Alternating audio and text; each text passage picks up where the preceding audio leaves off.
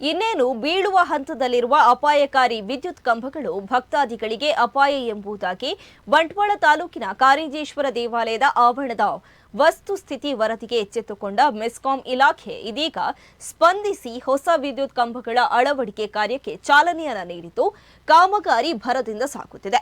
ಇತಿಹಾಸ ಪ್ರಸಿದ್ಧ ಶ್ರೀ ಕಾರಿಂಜೇಶ್ವರನ ದೇವಾಲಯದ ಸುತ್ತ ದೇವಾಲಯಕ್ಕೆ ಮತ್ತು ಭಕ್ತಾದಿಗಳಿಗೆ ಬೆಳಕು ಚೆಲ್ಲುವ ಮೆಸ್ಕಾಂ ಇಲಾಖೆಗೆ ಸಂಬಂಧಿಸಿದ ವಿದ್ಯುತ್ ಕಂಬಗಳ ಸ್ಥಿತಿ ಶೋಚನೀಯವಾಗಿದ್ದು ಈಗಲೋ ಆಗಲೋ ಬೀಳುವ ಹಂತದಲ್ಲಿತ್ತು. ಇದೀಗ ಹೊಸ ವಿದ್ಯುತ್ ಕಂಬಗಳನ್ನು ಅಳವಡಿಸಲು ಆರಂಭ ಮಾಡಿದ್ದಾರೆ.